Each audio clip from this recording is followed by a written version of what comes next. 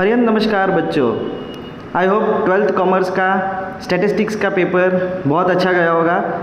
हालांकि देखने जाओगे तो पेपर भी वैसे इजी था, इतना टफ पेपर नहीं था।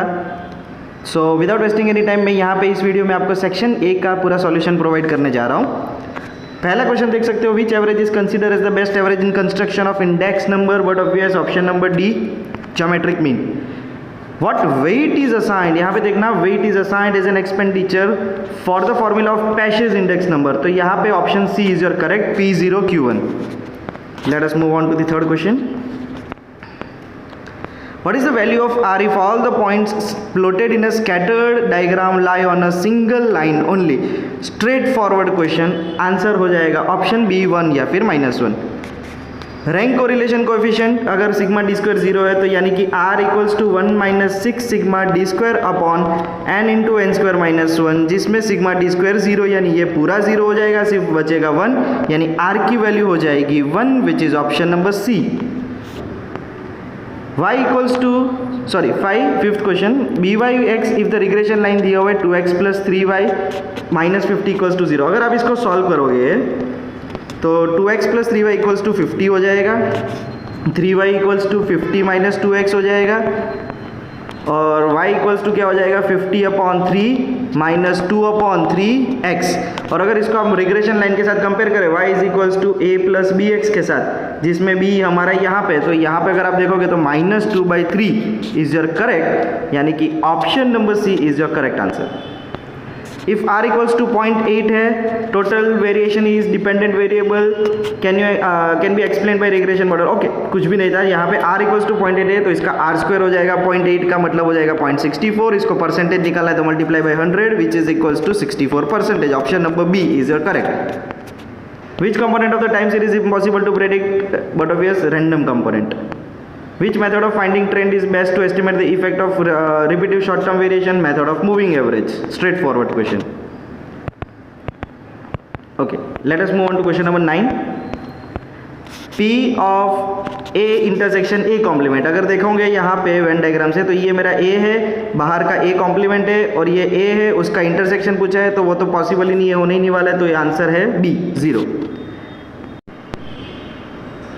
Question number 10, if one number is randomly selected between 1 and 20 और प्रोबेबिलिटी ढूंढनी थी मल्टीपल ऑफ 5 की, तो यहाँ पे देखोगे 5, 10 and 15। 20 नहीं ले सकता क्योंकि बिटवीन पूछा हुआ है, तो 3 नंबर है कितने में से, तो 1 से 20 अगर गिनेंगे तो 20 होता है, जिसमें 1 और 20 को इंक्लूड नहीं करना है, इसका मतलब 18 हो जाएगा। 3 1 जा 3 6 जा 1/6, option number B. Which variable of the following will be an illustrations of discrete variable?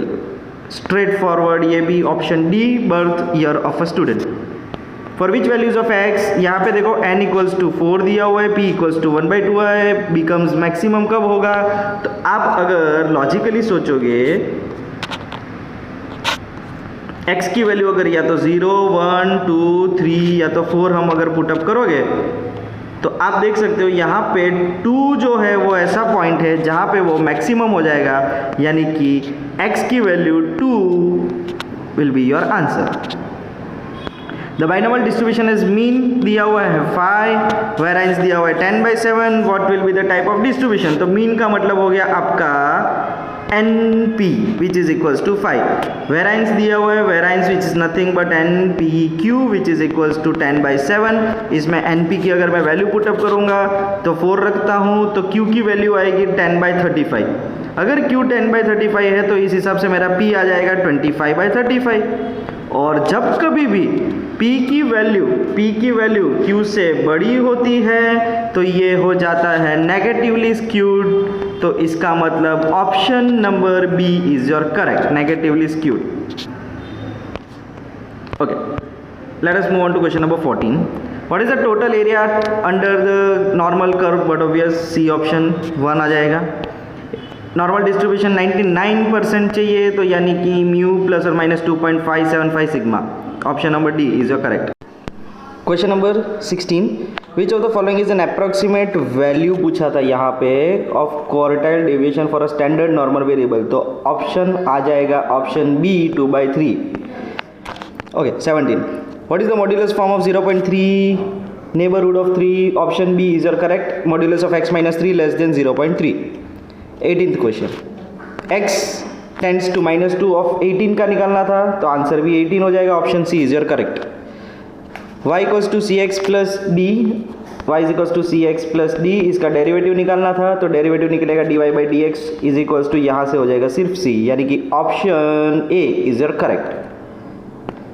Last f of x equals to 3x square, और इसका मुझे निकालना था डेरिवेटिव, यानी कि f डैश ऑफ x निकालना था, तो ये पावर आ जाएगा नीचे, तो ये बन जाएगा 6x, यानी कि option C is your correct answer.